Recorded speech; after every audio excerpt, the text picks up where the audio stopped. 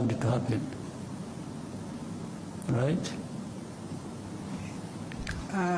Mama Ubagasabo TV.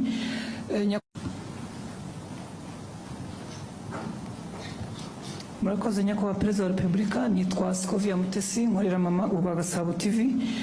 Nyakubahwa abaturage batandukanye hirya no hino mu gihugu bafite ikibazo cyaho babarirwa ko bazimurwa cyangwa hazacishwa ibikorwa remezo hagashira imyaka 2 batishyuwe kandi barabujwe kugira ikindi kintu bahakorera. Ibyo bisa na kimwe naho bacisha imihanda mu butaka bw'abantu ntibabahingurane bakavuga ngo cyari igikorwa remezo bigahwaniramo cyangwa bigahwana n'icyo gikorwa remezo. Ikindi ni kijyanye nuko amafaranga y'amanyamahanga urugero nk'amadolari, amazu menshi y'ubucuruzi mu mujyi wa Kigali n'ahandi mu mijyi itandukanye barishyuza amadolari aho kwishyuza mu manyarwanda.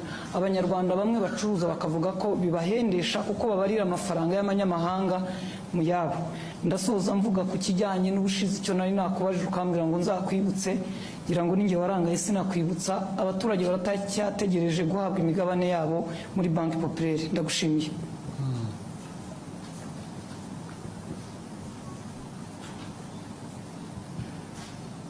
So urumva ko namwe mwibagirwa rero burya ntabwo ari twe gusa. Ibyo abaturage bimurwa mu buryo butari bwo budakwiye, ibyo birazwi ndetse ndabizi, ariko n'izindi nzego zirabizi nubwo tugerageza kugira ngo bijye mu buryo bizajya mu buryo one way or the other. Byo bitwaye igihe, bibabaza abantu, bibatera igihombo, ariko byo bikwiye gukorwa. Bikwiye bikorwa, ukimura abantu, niba wagiye kubimura ukabishyura. Ariko ibyo ntabwo ari ibyo gusa, wenda icyo bibagiye kuvuga, hari impande nyinshi. Hari nubwo uburyo buhari ko bikwiye kuba bikorwa, uburyo rwose burahari, burazwi, hari n'ubundi bwakoreshwa gukoresha.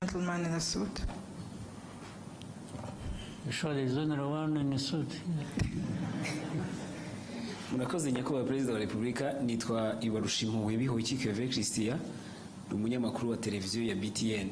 Ukwezi kwa 7 umwaka ushize habayeho gahunda yo gufunga insengero zitarejuje ibisabwa. Izo bitakundaga zirasenywa, ariko hari izindi zasabwe kugira ibyo zuzuza. Hashize amezi 6 bavuga yuko hari ibyo basabwe kuzuza.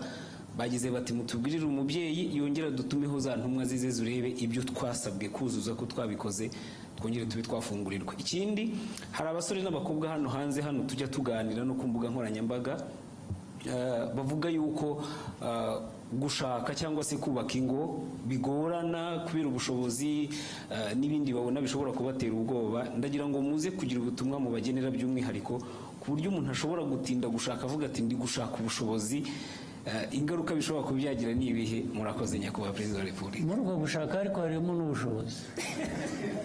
Nabyo ni nko gushaka ubushobozi. Iyo ushaka bavuga ko hari igihe ubushobozi bugorana. Umusore ati sinakuzana utazicirwa n'inzara n'iwanjye, umukobwa ati nanjye singiye kuza kwicirwa inzara n'iwabandi. Ariko se ko abantu bose koko barashonje kugeza aho ngaho, ko ari abahungu ari abakobwa. Banyarwanda, inshuti z'u Rwanda, muri aho, njyewe n'umuryango wanjye tubifurije mwese umwaka mushya w'ibyishimo n'uburumbuke. Mu mwaka w'ibihumbi 2024 twibutse ku nshuro ya 30, ari nayo myaka ihise Jenoside yakorewe Abatutsi ibaye. Twijihije kandi kwibohora kw'igihugu cyacu. Ibyo byombi bitwibutsa aho twavuye n'aho tugeze, biturutse ku ntego duhuriyeho twese yo gutera imbere no kwiyubaka.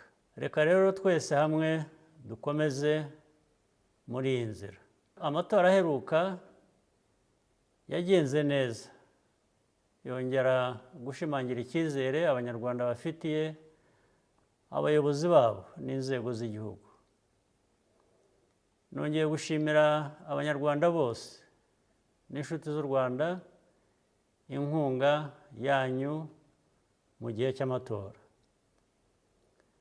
ndetse no mu bindi bihe igihe iyo nkunga iba ikenewe.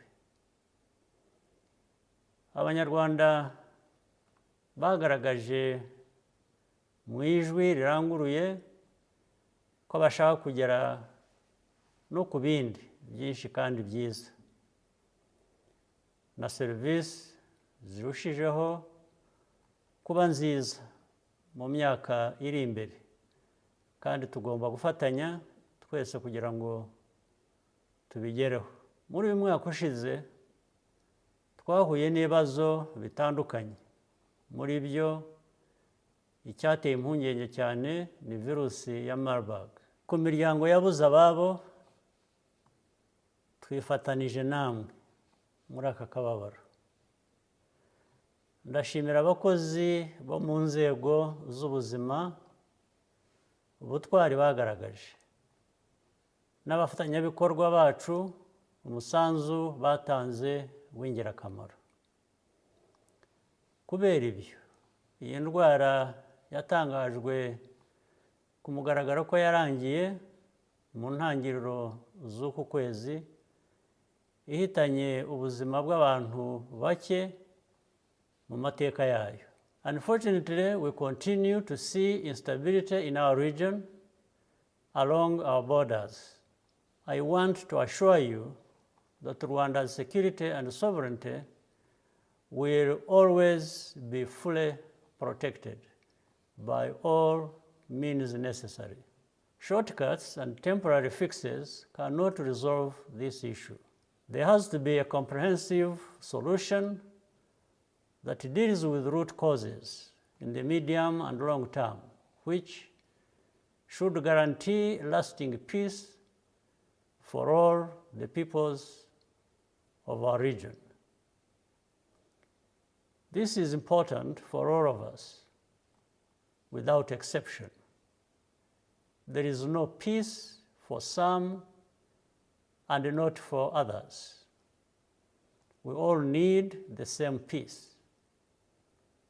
We will continue to stand for historical clarity regarding our situation, and we will never accept to be painted as something we are not. Iterambere ry'u Rwanda rishingiye ku ihame ritagoye kumvikana ariko ry'ingenzi. Ntushobora gutegereza ko abandi bazaguteza imbere, wowe ubwawe udashyize imbaraga muri ibyo bikorwa by'iryo terambere.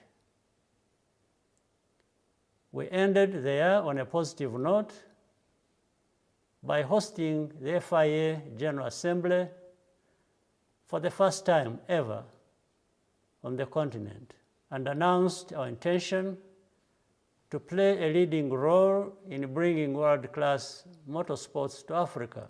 This endeavor is fundamentally about leveraging the power of sports to drive economic growth and ensure that every Rwandan can benefit along the way and live a rewarding and fulfilling life.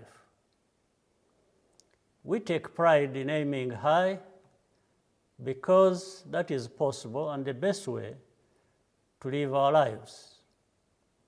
In any case, it is well within our means and capabilities.